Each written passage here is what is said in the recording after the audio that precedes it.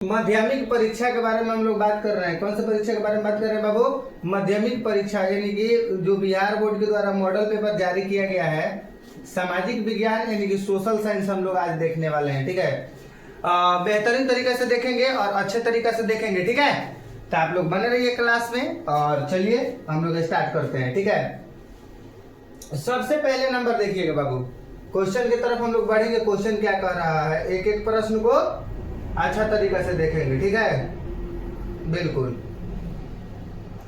देखिएगा क्वेश्चन क्या कर रहा है। प्रश्न कह रहा है कि नहीं कि इनमें क्या सामाजिक विभेद का कारण है कि नहीं। एक नंबर प्रश्न कह रहा है कि इनमें से क्या सामाजिक विभेद का कारण है। तो भाषा जो है बाबू सामाजिक विभेद का कारण है, धर्म भी सामाजिक विभेद का कारण है और जाति भी सामाजिक विभेद का कारण है। यानी कि इनमें से सभी हो जाएगा। इनमें से कौन सा हो जाएगा?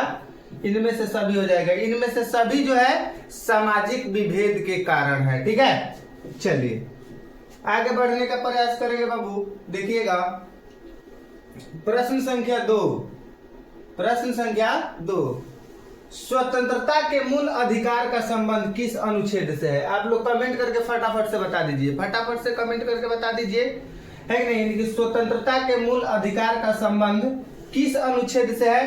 तो आप लोग याद रखेंगे बाबू कि अनुच्छेद 19 से है। कितना से है? अनुच्छेद 19 से है। ठीक है, चलिए उसके बाद में हम लोग देखिएगा क्वेश्चन नंबर 3 क्या कह रहा है, ध्यान दीजिएगा। क्वेश्चन नंबर 3 कह रहा है कि इनमें कहां सर्वप्रथम महिलाओं को वोट का अधिकार मिला। मतलब कि इनमें से कहां पे सबसे पहले महिलाओं को वोट करने का, मतलब कि वोट देने का अधिकार मिला। कहां पे मिला था बाबू? तो इंग्लैंड में मिला था। कहां पे?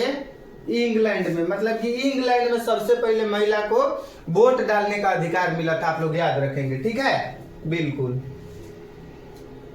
उसके बाद में देखिएगा आगे क्वेश्चन क्या कह रहा है हम लोगों का, है कि नहीं।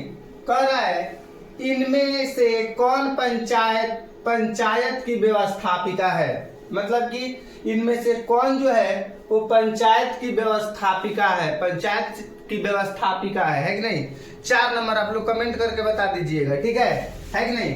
यानी कि ग्राम सभा भी है, ग्राम रक्षा दल भी है, ग्राम कचहरी भी है, यानी कि इनमें से सभी हो जाएगा। ठीक है, आप लोग याद रखिएगा। ठीक है, बिल्कुल। और इसके बाद में हम लोग आगे बढ़ने का प्रयास करेंगे बाबू। प्रश्न संख्या 5 आप लोग ध्यान दीजिएगा। कह रहे हैं कि विदेश नीति को किस सूची में रखा गया है? तो संघ सूची में रखा गया है। किस सूची में रखा गया है बाबू? संघ सूची में रखा गया है। आप लोग याद रखेंगे विदेश नीति को किस सूची में रखा गया है? तो संघ सूची में रखा गया है। काफी इंपॉर्टेंट प्रश्न है बाबू, ध्यान दीजिएगा। आगे देखिएगा नेक्स्ट क्या कह रहा है ना। क्वेश्चन नंबर 6, क्वेश्चन नंबर 6 में कह रहा है यानी कि सूचना का अधिकार नामक विधेयक कब पारित हुआ? तो 2005 ईस्वी में पारित हुआ था। यानी कि सूचना के अधिकार नामक विधेयक जो है 2005 ईस्वी में पारित हुआ था। आप लोग याद रखेंगे। प्रश्न संख्या कितना है? 6 है। ठीक है, बिल्कुल। चलिए उसके बाद में हम लोग आगे बढ़ने का प्रयास करेंगे। प्रश्न संख्या 7, क्लास को एकदम पूरा करिए, देखिए है कि नहीं। प्रश्न संख्या 7 क्या कह रहा है? कह रहे भारतीय जनता पार्टी के प्रथम अध्यक्ष कौन थे? तो अटल बिहारी वाजपेयी। भारतीय जनता पार्टी के प्रथम अध्यक्ष जो थे वो अटल बिहारी वाजपेयी जी थे। आप लोग याद रखिएगा। ठीक है, 7 नंबर का आंसर करिए, है कि नहीं, है कि नहीं। आप लोग याद रखिएगा कौन थे? अटल बिहारी वाजपेयी जी थे। आप लोग याद रखिएगा। उसके बाद में हम लोग आगे बढ़ने का प्रयास करेंगे। 8 नंबर देखिएगा, इनमें से किस पार्टी का विलय जनता दल यूनाइटेड में हुआ? है कि नहीं। तो राष्ट्रीय जनता दल का, है कि नहीं, राष्ट्रीय जनता दल का। आप लोग याद रखेंगे। 8 नंबर फटाफट से कमेंट करके बताइएगा बाबू। ठीक है, आप लोग फटाफट से कमेंट कर करके बताते चलिएगा। ठीक है, चलिए उसके बाद में हम लोग प्रश्न संख्या 9 देखेंगे। 9 क्या कह रहा है? प्रश्न संख्या 9 कह रहा है कि किस संवैधानिक संशोधन द्वारा संविधान की प्रस्तावना में धर्मनिरपेक्ष शब्द जोड़ा गया है? किससे? 42वां संविधान संशोधन के द्वारा। ठीक है, याद रखिएगा। आगे बढ़ने का प्रयास, ध्यान दीजिएगा। 10 नंबर सवाल क्या कह रहा है आप लोग याद रखिएगा। देखिए 10 नंबर कह रहा है कि इनमें से कहाँ एकात्मक शासन व्यवस्था है, मतलब कि यहाँ इनमें से किस में। 10 नंबर का सवाल का आप लोग फटाफट से बता दीजिए, ठीक है। 10 नंबर का फटाफट से बता दीजिए। तो श्रीलंका में एकात्मक शासन व्यवस्था है। कहाँ पे है? श्रीलंका में एकात्मक शासन व्यवस्था है। 11 नंबर सवाल देखेंगे दोस्त।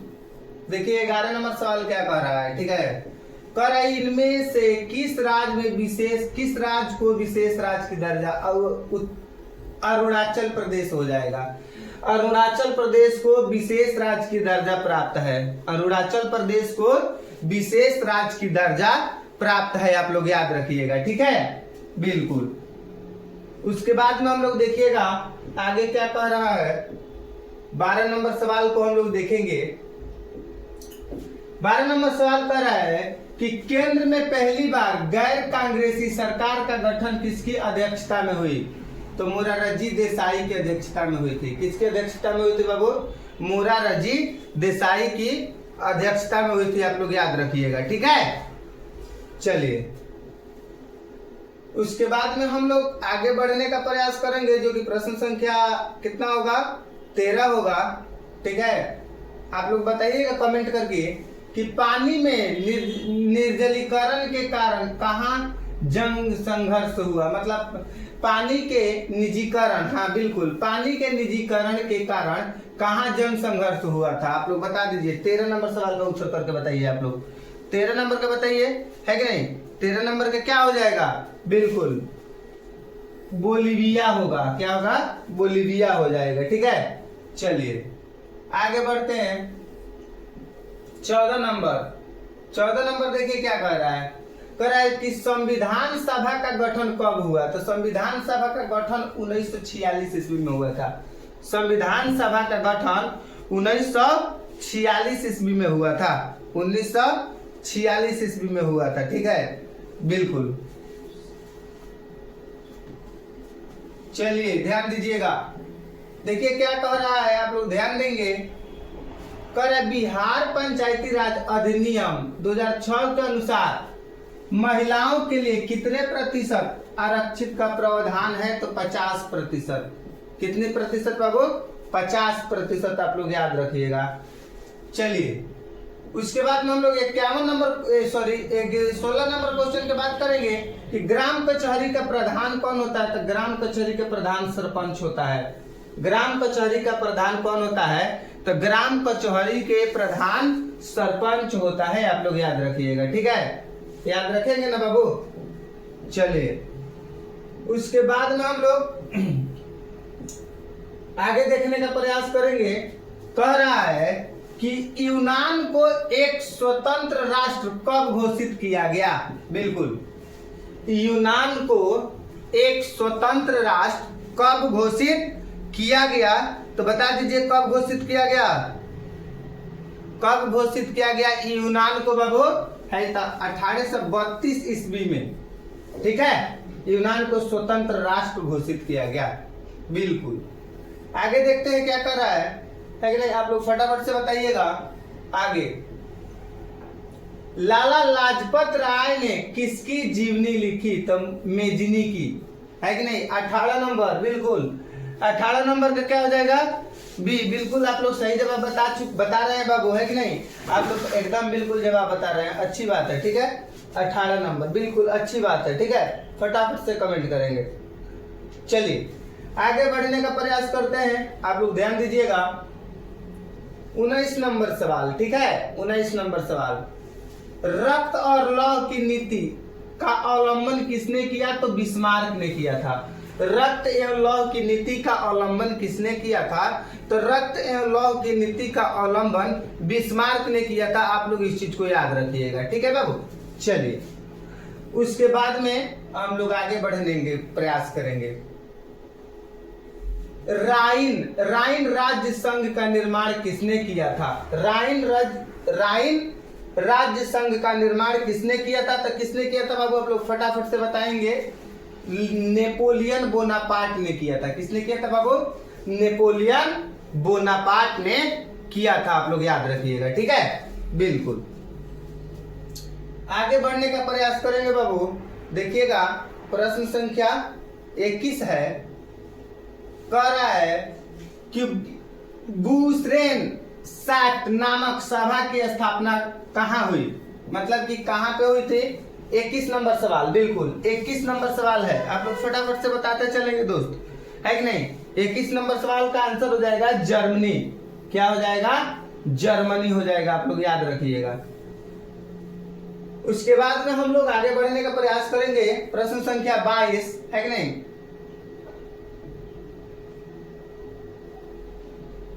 प्रश्न संख्या 22 देखिए क्या कर रहा है, कह रहा है कि निम्नलिखित में से कौन यूटोपियन समाजवादी था, मतलब निम्नलिखित में से कौन यूटोपियन समाजवादी था। बिल्कुल आप लोग बताएंगे कौन था। 22 नंबर कमेंट करेंगे दोस्त, कमेंट करेंगे कौन था, यानी कि सेंट साइमन था, लुई वला था, रॉबर्ट ओवेन था, यानी कि इनमें से सभी हो जाएगा।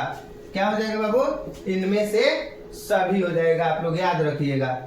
काफी इंपॉर्टेंट है नहीं। क्लास को पूरा कीजिएगा और एक एक प्रश्न को देखिएगा ध्यान से, इंपॉर्टेंट प्रश्न है, बहुत ज्यादा जरूरी है।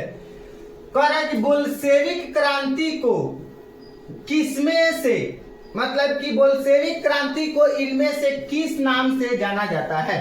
बिल्कुल, बोल्शेविक क्रांति को इनमें से किस नाम से जाना जाता है, आप लोग कमेंट करके फटाफट से बताएंगे। 23 नंबर का बताएंगे, 23 नंबर का, यानी कि अक्टूबर क्रांति। किस नाम से जानते हैं बाबू हम लोग, अक्टूबर क्रांति के नाम से जानते हैं। ठीक है, चलिए 24 नंबर सवाल देखने की कोशिश करते हैं। इनमें से कौन गुप्त पुलिस संगठन है, तो चेक, गुप्त पुलिस संगठन चेक है। कौन सा है, चेक है, आप लोग याद रखिएगा। ठीक है, बिल्कुल। उसके बाद में हम लोग आगे बढ़ने का प्रयास करेंगे। देखिएगा बाबू प्रश्न संख्या 25, ठीक है, प्रश्न संख्या 25 कह रहा है कि नरोत्तम सिंहानुक ने राजनीति से संन्यास कब लिया। नरोत्तम सिंहानुक ने राजनीतिक से संन्यास कब लिया था, तो आप लोग बताएंगे कब लिया था, है कि नहीं। तो 1978 ईस्वी में संन्यास लिया था। बिल्कुल। उसके बाद में हम आगे बढ़ने का प्रयास करेंगे।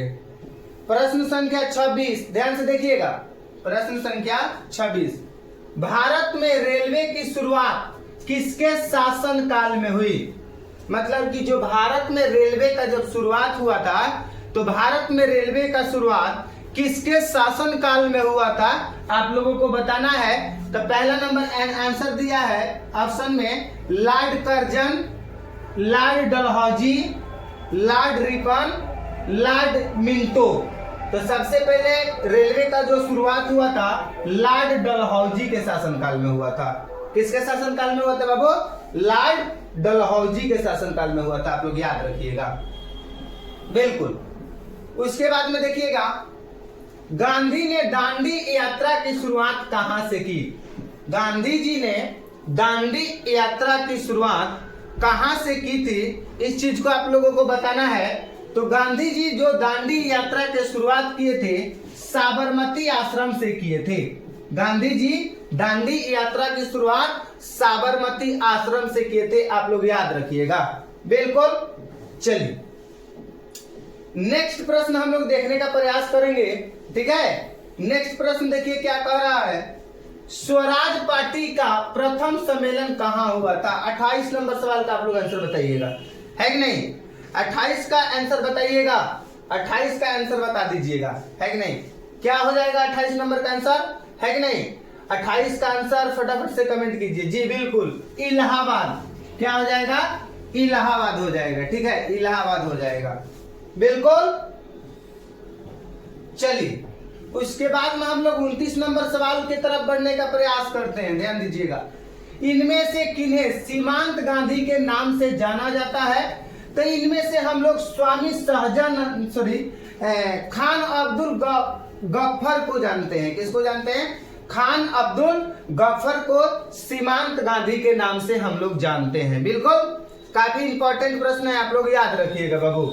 चलिए उसके बाद में हम लोग आगे बढ़ने का प्रयास, क्या कह रहा है ध्यान दीजिएगा, कह रहा है वेदों की ओर लौटो का नारा किसने दिया, तो दयानंद सरस्वती ने दिया था। मतलब कि वेदों की ओर लौटो का नारा किसने दिया था? तो दयानंद सरस्वती ने वेदों की ओर लौटो का नारा दिया था। आप लोग याद रखेंगे, ठीक है। चलिए, उसके बाद में हम लोग आगे बढ़ने का प्रयास करेंगे। प्रश्न संख्या 31, ध्यान दीजिएगा। बिहार प्रांतीय किसान सभा का स्थापना किसने की? बिहार प्रांतीय किसान सभा की स्थापना किसने की थी? आप लोग फटाफट से आंसर बताइएगा, ठीक है, फटाफट से। तो सहजानंद सरस्वती ने। किसने किया था बाबू? सहजानंद सरस्वती ने किए थे। आप लोग याद रखिएगा, ठीक है। चलिएगा, आगे बढ़ने का प्रयास करेंगे दोस्त, ध्यान देंगे। प्रश्न संख्या 32 है। भारत में पहला फैक्ट्री एक्ट कब पारित हुआ? तो 1881 ईस्वी में पारित हुआ था। कब पारित हुआ था? 1881 ईस्वी में पारित हुआ था। चलिए, प्रश्न संख्या 33 जो है क्या कह रहा है? ब्रिटिश सांसद के किस अधिनियम ने भारत में व्यापार पर ईस्ट इंडिया कंपनी के, है कि नहीं, को समाप्त कर दिया? तो 1813 के चार्ट अधिनियम, 1813 ईस्वी के चार्ट अधिनियम ने क्या कर दिया था? समाप्त कर दिया था। आप लोग याद रखिएगा, ठीक है, बिल्कुल। चलिएगा, ध्यान दीजिएगा। उसके बाद में हम लोग आगे बढ़ने का प्रयास करेंगे। 34 नंबर सवाल देखिएगा, क्या कह रहा है 34 number. City of Bombay improvement trust की स्थापना के पीछे से क्या कारण था? मतलब कि city of Bombay improvement trust की स्थापना के पीछे इनमें से क्या कारण था? आप लोग फटाफट से 34 नंबर सवाल का आंसर करिए। 34 नंबर का, है कि नहीं, है कि नहीं, क्या हो जाएगा, है कि नहीं? प्लेग महामारी, ठीक है, आप लोग याद रखिएगा। उसके बाद में हम लोग 35 नंबर सवाल को देखेंगे। आप लोग ध्यान दीजिएगा, 35 नंबर सवाल। 35 नंबर क्या कह रहा है? सोम प्रकाश साप्ताहिक पत्रिका का प्रकाशन किसने किया था? ईश्वर विद्यासागर ने किया था। किसने किया था? ईश्वर विद्यासागर ने किए थे। आप लोग इस चीज को याद रखिएगा, ठीक है बाबू। चलिए, 36 नंबर सवाल को देखेंगे। 36 नंबर सवाल क्या कर रहा है? न्यू इंडिया समाचार पत्र को किसने शुरू किया? तो न्यू इंडिया समाचार पत्र को महात्मा गांधी ने शुरू किए थे। किसने शुरू किया था बाबू? महात्मा गांधी ने शुरू किए थे, बिल्कुल, क्या बात है। चलिए, उसके बाद में हम लोग आगे बढ़ने का प्रयास करेंगे, ध्यान दीजिएगा। Next 37 number. रेशम मार्ग कहां से आरंभ होता है? मतलब कि जो रेशम मार्ग है वो कहां से आरंभ होता है? 37 नंबर सवाल का उत्तर करेंगे आप लोग। 37 नंबर का क्या हो जाएगा? बिल्कुल बिल्कुल बिल्कुल, चीन का हो जाएगा, चीन हो जाएगा, बिल्कुल, क्या बात है। क्या हो जाएगा? 37 नंबर का उत्तर चीन हो जाएगा, बिल्कुल। चलिए, आगे बढ़ने का प्रयास करते हैं, ध्यान दीजिएगा, आगे बढ़ने का प्रयास करेंगे। प्रश्न संख्या 38। प्रश्न संख्या 38। इन देशों में से कौन प्राकृतिक संसाधनों का अत्यधिक विपणन है तो जापान। कौन विपणन है बाबू? जापान हो जाएगा, ठीक है, आप लोग याद रखिएगा, बिल्कुल। चलिए, 39 नंबर क्वेश्चन की तरफ बढ़ने का प्रयास करते हैं। इन राज्यों में से कौन सर्वाधिक वनाचरण वाला है? कौन है? तो मध्य प्रदेश वनाचरण वाला है कि नहीं? मध्य प्रदेश है, बिल्कुल, क्या बात है। चलिए, 40 नंबर। रोहिला राष्ट्रीय उद्यान कहाँ स्थित है? तो पश्चिम बंगाल में है। कहाँ पे है बाबू? रोहिला राष्ट्रीय उद्यान कहाँ पे है कि नहीं, बताइए तो। 40 नंबर का, 40 नंबर हिमाचल प्रदेश हो जाएगा। 40 का भी हो जाएगा हिमाचल प्रदेश। रोहिला राष्ट्रीय उद्यान कहाँ स्थित है दोस्त? हिमाचल प्रदेश में होगा, आप लोग याद रखिएगा, रोहिला राष्ट्रीय उद्यान, ठीक है। चलिए, उसके बाद में देखिएगा आगे क्या कह रहा है। 41 नंबर। सागर सम्राट क्या है? तो क्या है बाबू? अपतटीय तेल रिंग, है कि नहीं, आप लोग याद रखिएगा। चलिए, आगे बढ़ने का प्रयास करते हैं। आप लोग देखिएगा दोस्त, 42 नंबर सवाल क्या कह रहा है? कह रहा है रूस के सहयोग से किस परमाणु विद्युत गृह का निर्माण किया गया था? मतलब कि रूस के सहयोग से किस परमाणु विद्युत गृह का निर्माण किया गया था? रूस के सहयोग से। आप लोग 42 नंबर का आंसर करके बता दीजिए। 42 का सी हो जाएगा, ठीक है। चलिए आगे बढ़ने का प्रयास करेंगे। 43 नंबर, इनमें से किसे सुनहरा रेशा कहा जाता है? तो जूट को हम लोग सुनहरा रेशा कहते हैं। इनमें से किनको सुनहरा रेशा कहा जाता है? तो जूट को सुनहरा रेशा कहा जाता है। आप लोग याद रखिएगा, जूट को हम लोग सुनहरा रेशा कहते हैं। इनमें से सुनहरा रेशा जूट को कहते हैं। आप लोग एकदम अच्छे तरीका से याद रखिएगा। चलिए आगे देखने का प्रयास करते हैं, जो कि प्रश्न हम लोग को कह रहा है कि निम्नलिखित में से किससे अंगोरा ऊन प्राप्त किया जाता है? मतलब इनमें से किससे अंगोरा ऊन प्राप्त किया जाता है? 44 नंबर बताइए। 44 का बता दीजिए, क्या हो जाएगा? खरगोश हो जाएगा, ठीक है। चलिए आगे बढ़ने का प्रयास करते हैं, ध्यान दीजिएगा। चलिए,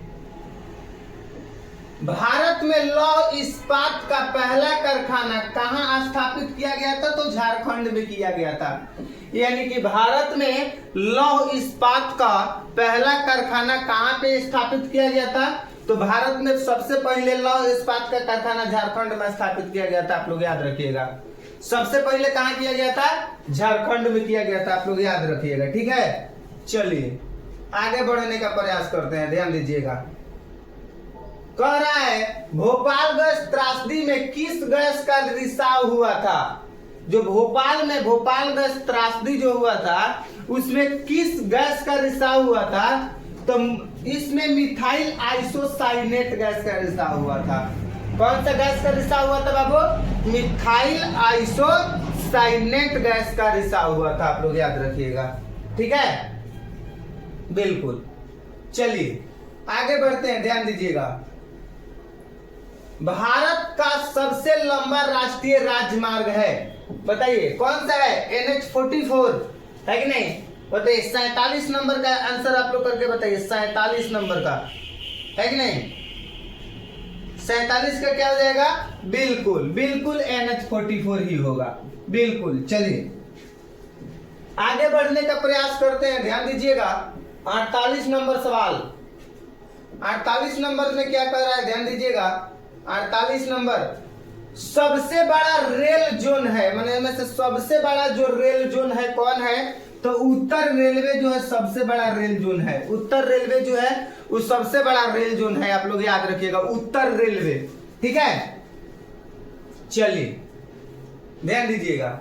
उसके बाद में हम लोग आगे बढ़ने का प्रयास करेंगे। 49 नंबर, वायु परिवहन का राष्ट्रीयकरण कब किया गया था? वायु परिवहन का राष्ट्रीयकरण कब किया गया था? 49 नंबर, बिल्कुल बता दीजिए कब किया गया था? तो 1953 ईस्वी में किया गया था। कब किया गया था बाबू?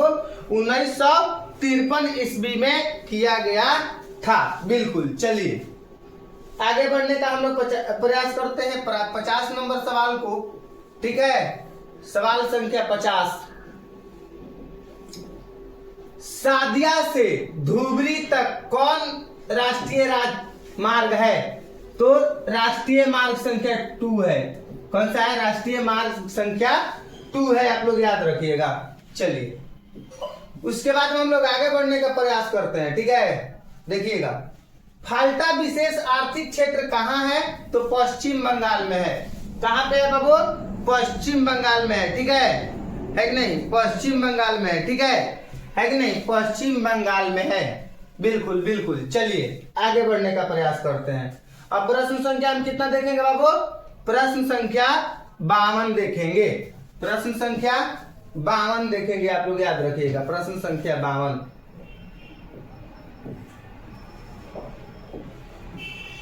चलिए ध्यान दीजिएगा, 52 नंबर में देखिएगा,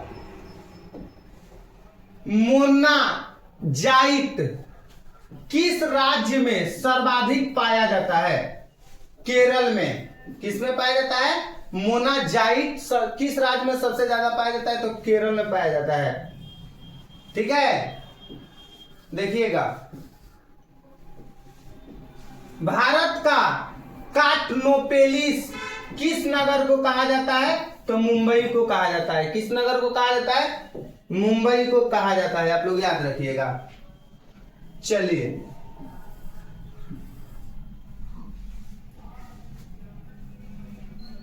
कुद्रेमुख में कौन खनिज पाया जाता है? तो लौह अयस्क। कुद्रेमुख में कौन खनिज पाया जाता है? तो लौह अयस्क खनिज पाया जाता है, आप लोग याद रखिएगा। ठीक है, चलिए आगे बढ़ने का प्रयास करते हैं। त्रिवेणी नगर का निर्माण कहां किया गया है? त्रिवेणी नगर का निर्माण कहां किया गया है? 55 नंबर का आप लोग बताइए, बताइए बताइए, क्या हो जाएगा? पश्चिम चंपारण।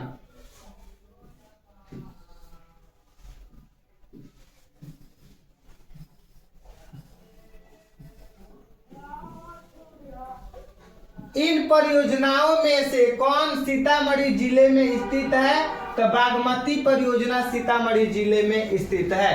बागमती परियोजना सीतामढ़ी जिले में अवस्थित है, आप लोग याद रखिएगा, बिल्कुल। चलिए, उसके बाद में हम लोग आगे देखने का प्रयास। अभ्रक उत्पादन में भारत का विश्व में कौन सा स्थान है? तो पहला स्थान है। अभ्रक के उत्पादन में है कि नहीं? 57 नंबर सवाल है, बिल्कुल पहला स्थान है। ठीक है, कौन सा स्थान है? पहला स्थान है। चलिए, उसके बाद में हम लोग 58 नंबर सवाल की तरफ बढ़ेंगे। भारत में चाय का अग्रणी उत्पादक राज्य कौन सा है? तो भारत में चाय के उत्पादन का अग्रणी राज्य कौन सा है? चाय के उत्पादन में अग्रणी राज्य। 58 नंबर सवाल का उत्तर बताइए, क्या हो जाएगा 58 का? है कि नहीं? असम होगा। ठीक है, केरल होगा कि असम होगा? केरल होगा, आप लोग देख लीजिएगा, एक बार कमेंट में बता दीजिएगा, असम होगा। ठीक है, चलिए उसके बाद में हम लोग आगे बढ़ने का प्रयास करते हैं, जो कि प्रश्न संख्या 59 होगा, आप लोग याद रखेंगे। एल्युमिनियम बनाने के लिए किस खनिज की आवश्यकता पड़ती है? तो एल्युमिनियम बनाने के लिए बॉक्साइट की आवश्यकता पड़ती है। एल्युमिनियम बनाने के लिए बॉक्साइट की आवश्यकता पड़ती है। ठीक है, किसकी आवश्यकता पड़ती है बाबू? बॉक्साइट की आवश्यकता पड़ती है कि नहीं? किसकी आवश्यकता पड़ती है? बॉक्साइट की आवश्यकता पड़ती है, बिल्कुल। चलिए,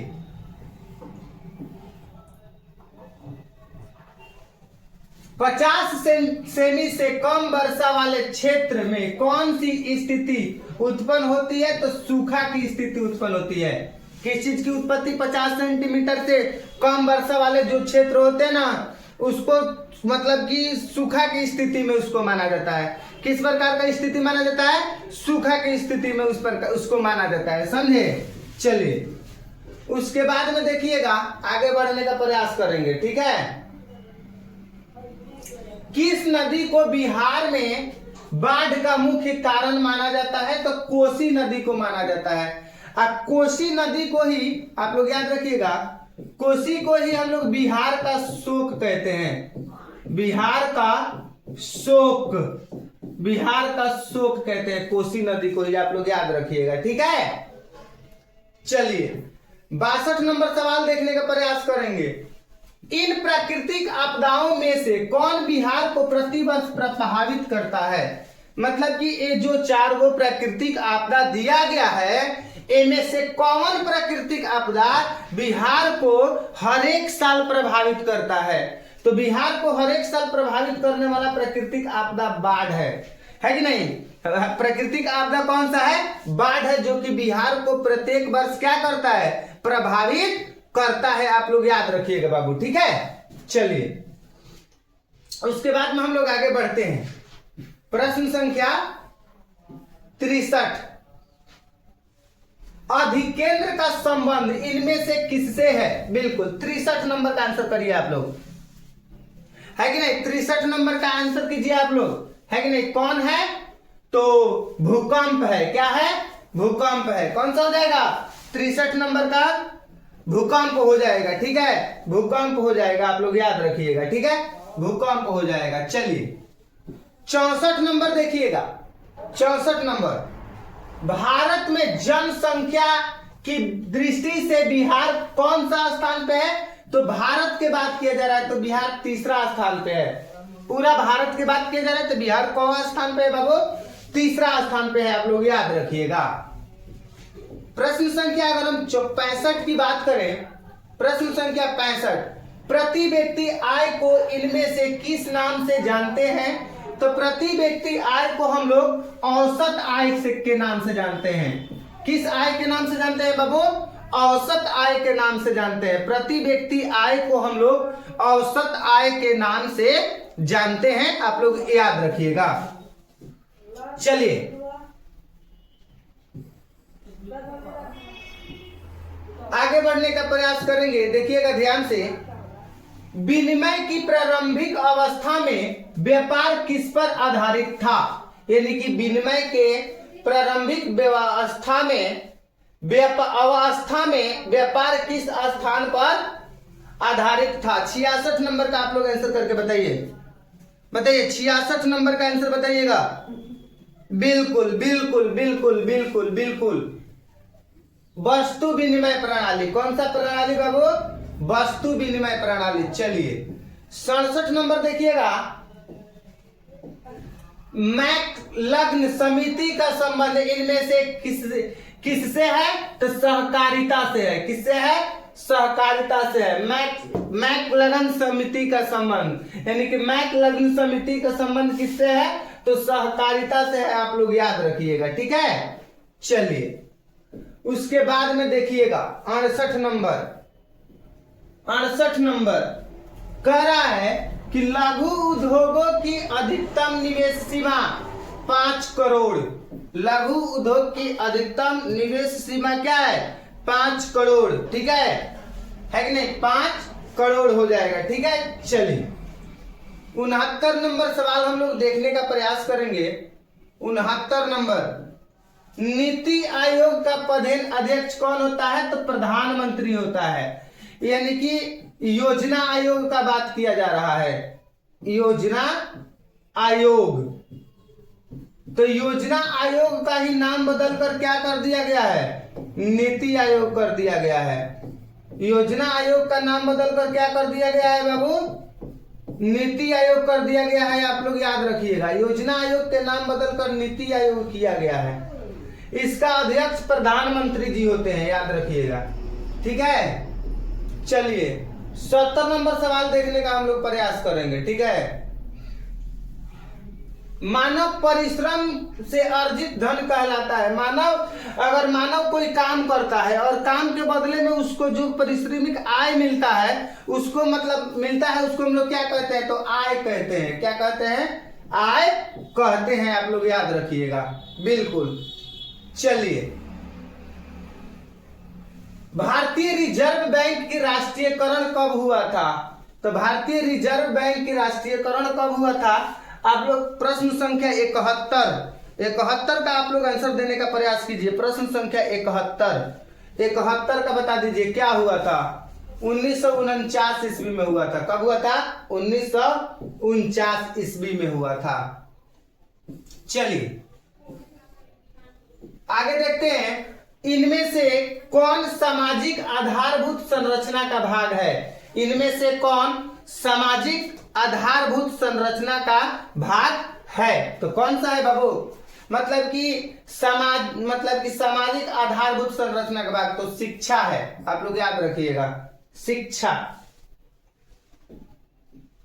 73 नंबर सवाल क्या कर रहा है, आप लोग ध्यान दीजिएगा, है कि नहीं? संयुक्त राष्ट्र ने किसे अंतर्राष्ट्रीय सहकारिता वर्ष घोषित किया है ना? तो 1950 से 2010, 2012, 2018 संयुक्त राष्ट्र ने किसे अंतर्राष्ट्रीय सहकारिता वर्ष घोषित किया है कि नहीं?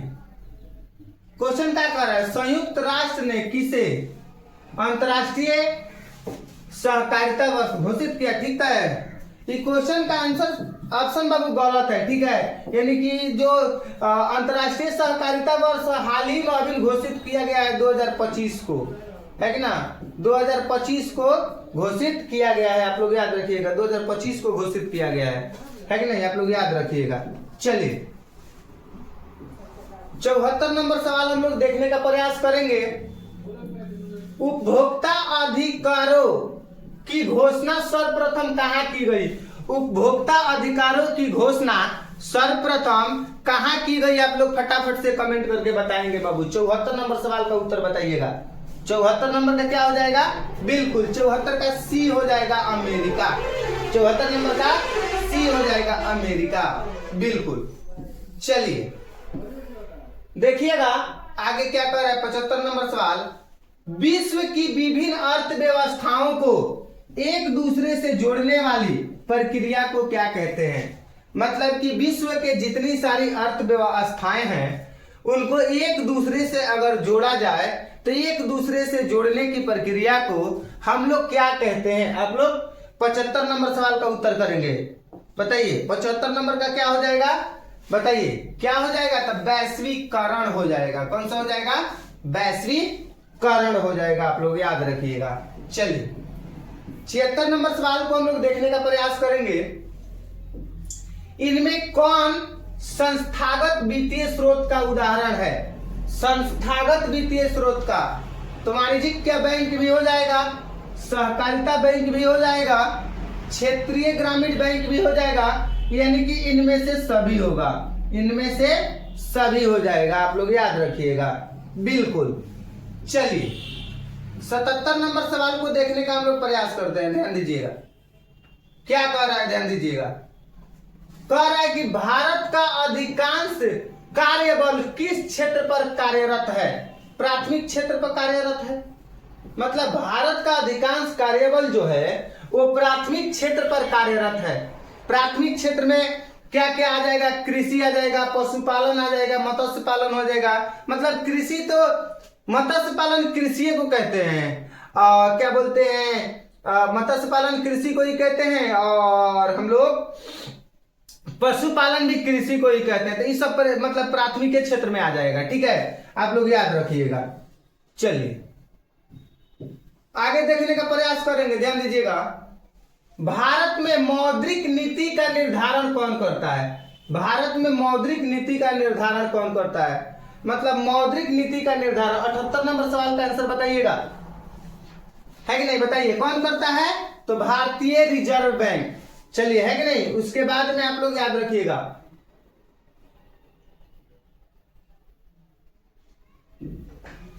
आगे देखने का प्रयास करते हैं। 79 नंबर, भूमि विकास बैंक को पहले किस नाम से जाना जाता था? है कि नहीं? तो क्षेत्रीय ग्रामीण बैंक के नाम से जाना जाता था। किससे जाना जाता था बाबू? क्षेत्रीय ग्रामीण बैंक के नाम से जाना जाता था, ठीक है। चलिए आगे बढ़ने का प्रयास करेंगे, ध्यान से देखिएगा। प्रश्न संख्या कितना है? प्रश्न संख्या 80 है, ठीक है। देखिए इनमें से मतलब किस जमा में कोई व्यय नहीं मिलता है? माने कि इनमें से हम लोग कौन ऐसा जमा है जिनमें कोई ब्याज नहीं मिलता है? तो चालू जमा में किसी भी प्रकार का ब्याज नहीं मिलता है।